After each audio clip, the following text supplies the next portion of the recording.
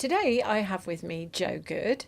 She describes herself as an actress, presenter and show-off. She also is a self-described barking blonde. Jo, they may remember you most, which I do actually, for playing Carol Sands in the early 80s on Crossroads. I know. I mean, I can't shake it off. And in fact, now I'm quite proud of it. Yeah. Because my character was the forerunner to Kylie Minogue's character on Neighbours. Yeah. So it was the same production company that then went over, Jack Barton, and I played first of all, the car mechanic in the motel garage. And then had an affair with one of the regulars in it, also off it, so it all got very confusing. And I was in it on and off for 4 years, but it had a viewership of 25 million a night. So there will be people who do remember it. 25 million. It was when we only had, was it 3 channels? 3 channels. And that was on 5 nights a week. Yes. I just want to get out of here. So you were married by then, Yes. even though you're only about 27, to Richard Piper. Yes. Some people may think he's a racing driver. He is not. He was an actor. Yes. But before then, you were a boomer, right? You were a hippie. Yeah. Quite happy to self-described hippie. Yeah. And there was a lot of sex, drugs, and rock and roll going on back then, wasn't there? There was also the introduction of the contraceptive pill, Yes. which happened right on my sort of coming of age or whatever, 16 I think it was, and we all wanted the pill for contraceptive reasons. And in those days, you had to prove to the doctor or convince the doctor that you had irregular periods, and that's why you were going to take the pill. You needed it. And they played along, whatever. So in the 70s, we were all on massive doses of estrogen. I looked like Barbara Windsor. I had breasts out here. It was Oh, is that why everyone was shaped like that? totally. It was. We were all massive, quite plump in the face, massive breasts. And yeah, contraceptive up. So did you go to festivals and stuff like that? I mean, how much of a rock chick were you? I went out, my very first boyfriend was Nick Kent, who worked for NME, who worked with Julie Burchill in NME. And we both came from this sort of, market town in Sussex. So they say the suburbs the suburbs throw up a lot of talent because there's not a lot to do. Well, I'm suburban. There you go, and look how talented you are. So we're both 2 suburban girls. And Nick Kent was at the boys' school, I was at the girls' school. He became this very outrageous, edgy rock journalist. And he'd already started when we were at school. I was spotted on Horsham Station in a caftan with bells around my neck and became what was the centrefold of the original Glastonbury album. So it was the magazine that's inside the original Glastonbury album is me, and that was through Nick Kent.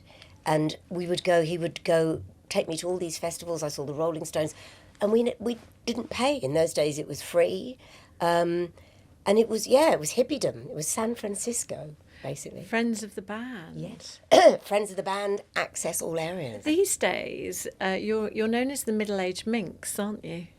Do you want to talk about that at all? Do we want to talk about my trolls? So, do you get trolled for calling yourself do I get that? trolled? I mean, I think I'm Marmite. I'm hated as much as I'm loved, but I am loved a huge amount. I have a following that literally would lie down in the road for me.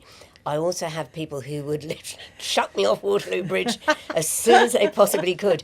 And they often say, middle age, well, that boat sailed a long time ago. Oh, meow. I know, but it makes you laugh. You know, sometimes you just think they're so funny. Some of the trolls that are intelligent are funny. The ones that are just jealous. Yeah. But But back to the dating now. Would you say age is just a number? no.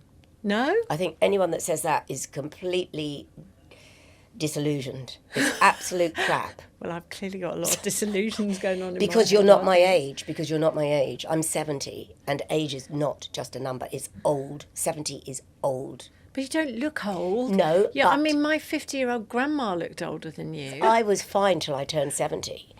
And then I just thought, no, this is.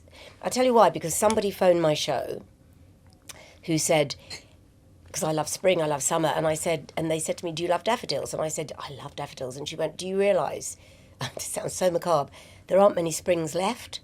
And she's right. Oh, I do think like that. And do There you you think go. it changes? So this is the change the chip thing, right? The only thing it makes me think is, if I've got 15 years, maybe I've got 8. My dad dropped dead at 68, right? So say I've got 10 years. If I knew that for certain, what would I change? Because within those 10 summers and Christmases, etc., will be naturally sad times because something will have happened.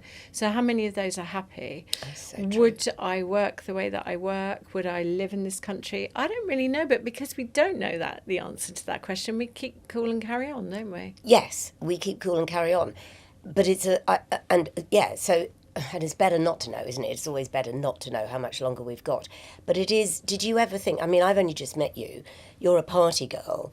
You love life. I do. Did you ever think, this is a party that we're in? I never thought this party would end. There's an end to it. Je ne regrette rien is absolutely. I would marry my first husband, have done it. Same. I would not give up anyone that I have been involved with because, no matter how it ended or what have you, there were great times and I have loved every minute of my life. I think I'm very lucky to be a journalist. I think we lived in a great time. The drink was flowing, there weren't these rules and regulations about what you can and can't say, people's feelings being offended, all of that kind of stuff. It just didn't exist. No. And we had an absolute ball. But where you and I do differ is on the dating thing. I actually at Christmas, one of my exes, which is Nick Fiore, got engaged. And it wasn't that I was jealous or cross or anything like that. It made me think, I've given the last 2 years of my life to my job, 100%. I've sat up at 11 o'clock at night, I've worked all weekend, and I just suddenly thought, you know what? Life is not about working 24/7. You have to have a personal life. Now, so I went back on a dating app, met 2 guys. The one that I'm seeing now, I really, really like. The other one, I'd already gone on a few dates with him, but this one I do really like. Who knows whether it will last or not, but I think he's lovely. I'm happier in a couple. I don't know whether that's because I did couples for so many years that it's not my comfort zone to be a single person. But you've managed 11 years and you can't actually imagine yourself being with anyone but Myrtle and the dog when you walk in late at night. No. And I'm now going to say something that sounds incredibly arrogant, and I have never said this to anyone. And I think it's because, and I may be completely wrong, I still have choice. You do have choice. Or am I deluded? I like to think I could get someone if I wanted it. I like to think there are still men who are attracted to me. Now, I could be totally deluded. And we were talking, whilst I was being made up, Carl, who's here, was talking about this invisibility which happens. When like you, I could walk down the street and draw glances. The male gaze was very easy, very, very easy. Yeah. It's non-existent now. But people, once they get to know me, do find me interesting, do find me good company, do find me quite attractive. I keep myself in shape. You do. So I think I have a choice. It would be different if I thought, right, I'm now on the rubbish heap, there's nothing left. I still, if I wanted to go back out there, and I'd never go on a dating app, ever, I like to watch people and see how they behave with other people, see how they sit, see what they dress. Are they clean? Do they obviously go to a dentist? Yeah. All these things. And they slowly that will have an effect on me. Now, I'm going to say something else now that's really going to upset you. This is going to really upset you. I don't always want available men. Oh, so you prefer people that are involved. Why? Because you only want a part-time thing? You're not really looking for anyone who's going to jump ship for you? I think it qualifies the fact that someone's finding them attractive. To go to a dating agency or to be on an app and find someone who's not got a partner, I just think, of God, well, I'm not going to be the compensation prize or whatever. I just, I like someone who's out there having it most nights and yet has enough interest in me to think, okay. I think this goes back to your hippie days of having a lot of sex, Jo. No, I think it does. And also, it does, it's like, do I want the person and the sex? Do I want the whole thing? Do I want them moving in? Do I want them around? Do I want them constantly calling? No. The sex, yes. And the affection, yes, but not 24/7. But do you think that's like, you are like me in another way? We're very, very lucky. We have great jobs where you get to ask to a lot of premieres, parties. You can be out 24/7 if you want to be. You know, that does kind of fill a void in a way, and you are constantly talking to interesting people. I mean, if you don't have the kind of job that we have and you're at home, no one's going to knock on your front door because they've passed by thinking, oh, she's a nice looking woman in the window. No, they're not. No, you're right. It's out there. No, you're out. We're at the party, as I said. Yeah. We're also very lucky in that, I'm not going to ask how old your present beau is, but He's 6 years younger. there you go. Yeah. So my mother, her generation would never, younger men would never have found her generation attractive. This generation is so interesting in that they respect, and maybe it's because of their mothers, I don't know. They are intrigued by our age. We're represented in those relationships on film, in television series, older woman, younger man. It's not stigmatised anymore. So we can now appeal to many different age groups, whereas we never could. I mean, I thank people like Joan Collins for that. Totally. Because they Barbara normalised Windsor. it. Yeah, Barbara Windsor, the lovely Scots. You know, look how Scott just He, loved to her. this day, he posts about her all the time. He will die with her being the love of his life. And there was at least 25 Yeah. years between them. Yeah. There I really mean, that's was. a great example, actually. He Yeah. worshipped her. He did worship her. And he knew everything about her. She didn't hide anything from him. Well, she couldn't really, could she? I mean, It was out there. she was quite I mean, everything was out there at one time, wasn't it, in the Carry On film? So another decision you made, which is opposite, you chose never to have children. Yeah. What age did you decide not to have children? When was that conscious? Did that bother your husband? No. Oh, my gosh, no. Not at all. I never made that conscious decision. It was just in my head and still is. I cannot understand why people have them. I cannot understand All right, why. Carol McGiffin.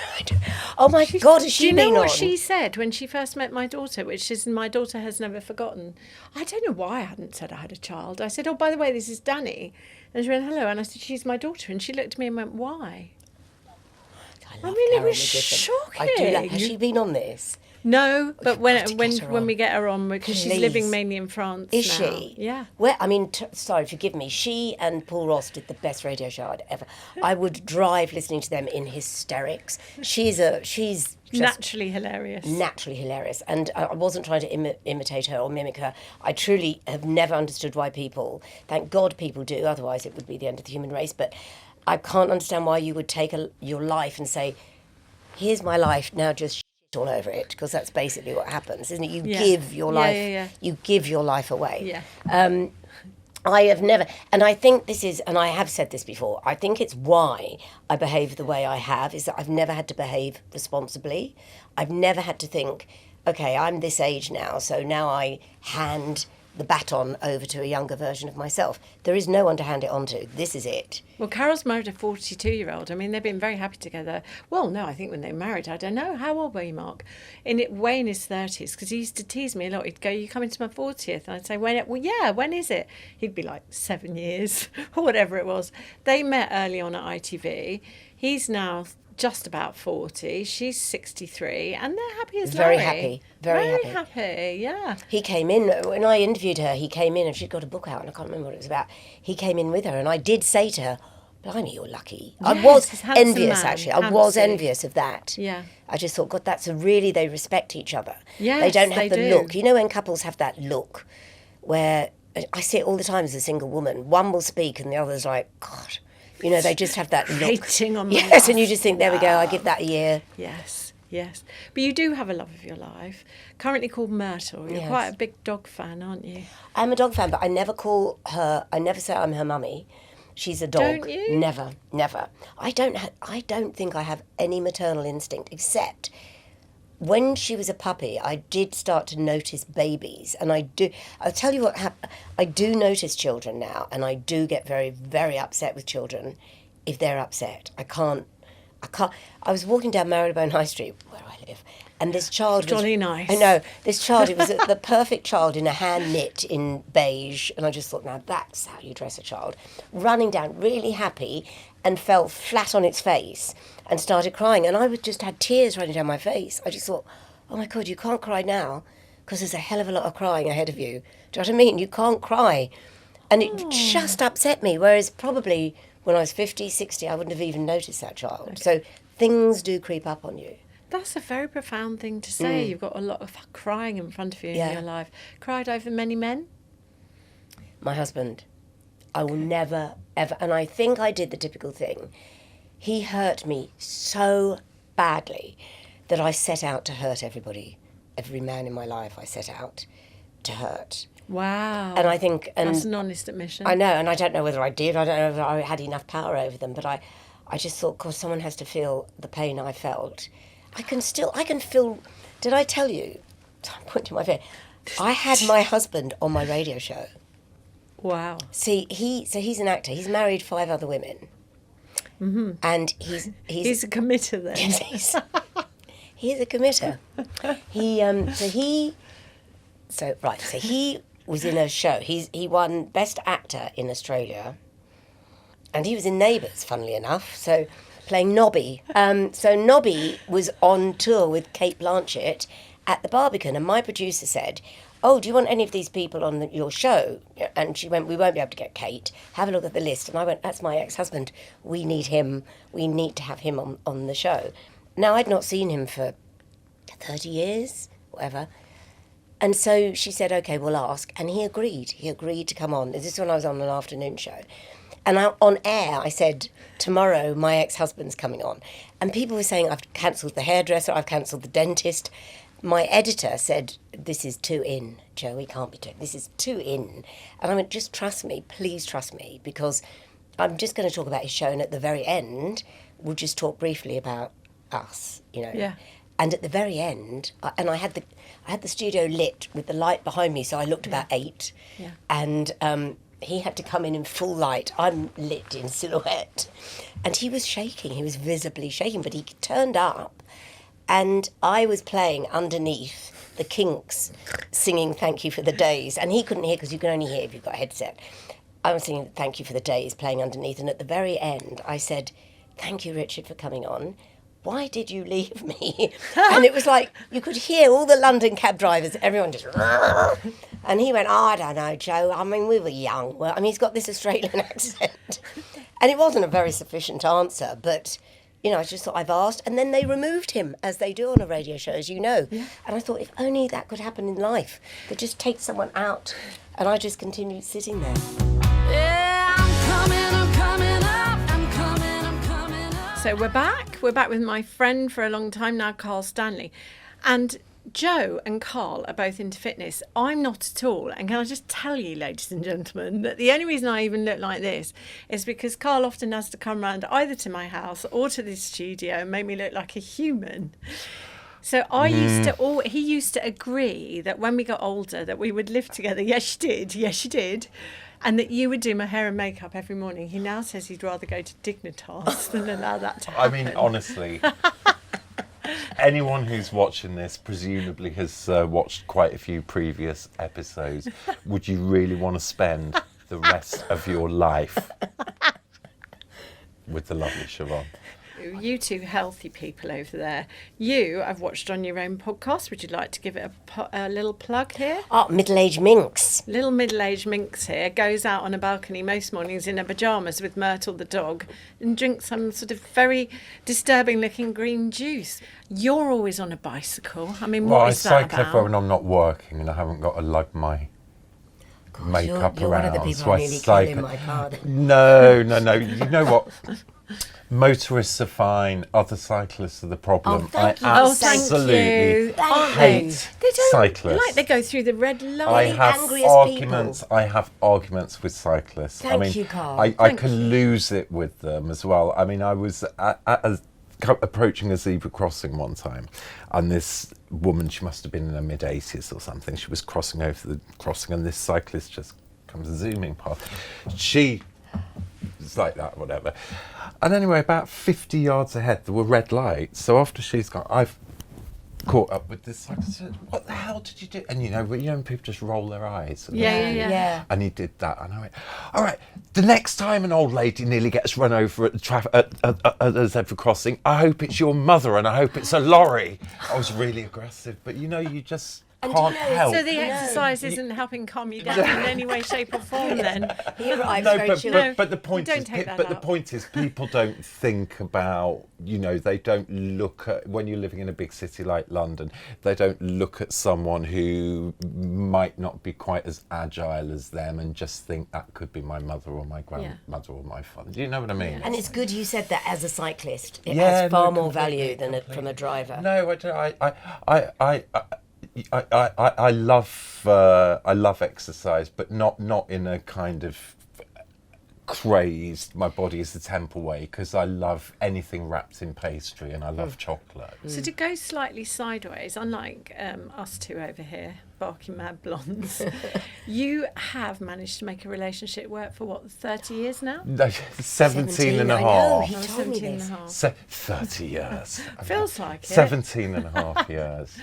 And What is the secret? You and Uli? well, I don't know. I don't know if it's necessarily the secret. It's having the same sense of humour. I mean, it's funny because a comedian who as well, a female comedian. Helen. I'm sure she won't. I'm sure she wouldn't mind me saying. Yeah, she's a but good friend. I was saying about how my boyfriend and me we've got the same sense of humour. We're like, and she's like, "Oh no, me and my husband don't have the same sense of humour," and I just found that really bizarre. They really don't. He's a doctor. Isn't he? He's a charming, Yes. charming, quiet doctor, and she's just hilarious. Yes. Quite frankly. But So I it think- baffles She really me, is. that relationship. But I think a sense of humour, and also Opposites having attract. Yeah. Is Well, what I think makes them tick. But also, I Yeah. think having the same We'll bring her in and ask her. same sort of work ethic, if that doesn't say, like your same life values, because we've got similar backgrounds, even though we were brought up in different places. And I think, what you inherit from your parents, like that need to get up in the morning and go to work and support yourself. You just grow up with a work ethic. So they're the fundamental things. Is there a It's bit like your about values you and that he your... doesn't know? Is there No. anything? He knows everything about you. No. Okay, so this, Jo, What is is our this? suddenly single honesty box. Now, Right. we don't leave you hanging. You just pick a question Right. and you have to answer it. I think for someone like you, they're probably not quite outrageous enough. Brought my are they, Carl? glasses because I. Off you go. You do one as well. Oh, may I go first? Yes, of course, you're the guest. What is your biggest turn off? Teeth. Good job we're not dating then. I've often thought having American teeth put in. No, it doesn't nothing to do with the. It's clean teeth. Do you know what I mean? Cleaning your teeth. Yes, teeth that are clean and well looked after. Nothing to do with shade or shape or anything else. What's your question? Are you good at ending relationships? Oh, that's a hard one, isn't it? I'm blunt at ending relationships. Would you do it person to person or a text? Well, with my husband, obviously, I did have to tell him. I couldn't have done that on a text. So, yeah, that was pretty blunt about why. And then I did the last relationship before the lovely guy that I'm seeing now. I knew it wasn't right. And I think the older you get, the more you think, you know what, enough already. I've tried this for a few months and I know in my gut, in a way, I don't know if you ever did this, but when I was in my 20s, etc., I could date people for years, knowing from date one I was never going to end up with them. Yeah. And it wasn't that I was wasting my time, but it didn't matter as much. Now I feel like I don't have so much time to waste. I've been seeing for him a few months, and he was very sweet. He did say to me, I know I like you a lot more than you like me, but I'm a patient person. And he was saying all the right stuff. And then I just thought, no, I'm just not doing it anymore. So I rang him and I'd prepared this whole long "it's not me, it's you" speech. And I literally got that out of my mouth and he went, okay, and put the phone down. He didn't even listen to my well-prepared speech. He took So he did not take it well. No, I would Oh my suggest he didn't God. take it well. But yeah, I would say I'm blunt at ending relationships. I'm very bad at being ended with because I usually don't see it coming. Yeah. Same. Yeah. Same. I don't take it well because I And wasn't that's what expecting it. you form a shield around you so it'll never happen again. How many long-term relationships have you had? About 3. Okay.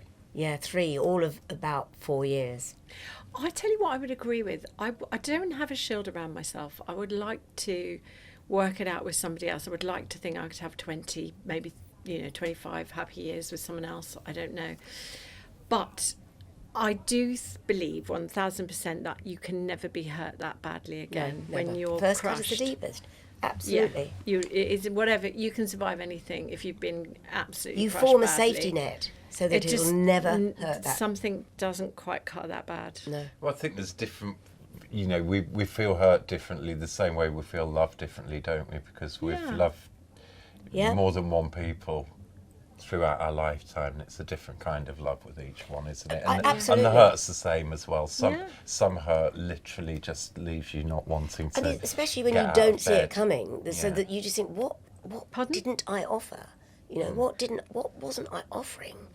Well, also, it's not a criticism of yourself, but I think we all, if you put your trust in your judgment of somebody, to then see that you were wrong makes you question yourself and your judgments as well. Not just about that one person, but in general in life.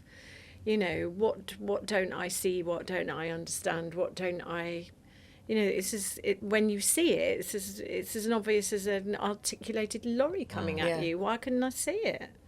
And I think that that's another thing in human nature. We have to accept that our own judgment wasn't good. And that's a hard thing to But do. then you couldn't see your lovely young man who you are now with. You couldn't see him coming. no could pressure you? on him if he's listening. No, is no there? pressure. But you couldn't see him coming, could you? Because No, of course you didn't see him coming. But you just didn't think that you were going to meet someone. And No, I was you'd feeling said to a me little before, bit, well, you might never. Maybe I need to never grow be up with and anyone again. compromise or stay on my own and buy a dog. Now that's not a bad And be idea. It's drinking not a funny bad green idea. stuff on And a drink balcony in AG1 up Marylebone. and Yeah. Well, I don't know. I think lot mine to would be be said more a for it. bottle of alcohol, Joe. So my question is, how soon after meeting someone would you live with them? Is that live, not have sex? Live. No, I mean we know the answer to that. You know, Joe 10 Good. minutes, Joe Good Joe is very Good. bad. Not Exactly. anymore, I'm talking about she in my doesn't youth. even make eye Hello. contact with them, and she's like straight in there. That's your question. Well, yeah, Well, it's I mean, all of us. We can all answer. Okay. yeah, we can all answer, but I was just being a gentleman for once. I think that moving in together was always very exciting. I loved it. I love moving into their place more than them moving into my place, because Yeah. I always think men have such clean lifestyles. It's not Aren't they immaculate? immaculate compared to our mess. We are just... And also, do they not realise we go through everything the moment they leave the house? Oh, I don't. Oh, I used to go through literally everything. That's So- why I always liked moving Are in. you single by choice, or is it something that has just just been thrown happened? out to of everyone. Do you know what I No, mean? It's no. like I literally. honestly speak for a lot of girls and men listening. If you say, right, I'm off to work, see you later, most women will get out of that bed and go through the top drawer. Oh, come on. No, I swear on my Really? life, I have never had enough interest. So to go just through some anyone sort who's of- watching this, just a word of warning, take in this face. If you ever happen to pass this lady on the street and she winks at you, you might end up in bed with her within 2 minutes. But don't leave her in your home alone, because she will go through absolutely everything and probably sell it on eBay. I sound a floozy. I'm not a floozy, I promise you. I am intrigued, though. But it's what you said. Men are very clean living compared to women. They have a lot less stuff. They talk a lot less and they have a lot less. And their bathroom shelf, I know stereotyping, but it's so minimal compared to what I need to just get going. Well, you I obviously would- don't know the gays, No, do you? that's true. It's like if you saw my Well, bathroom I would shelf. say my current straight man, I opened his cupboard. It's got more stuff than me. Really? I thought, well, I can't put my liqueur in there, can I? I mean, I'm But going you're to very go low to Space maintenance, NK. though. You are actually very low maintenance.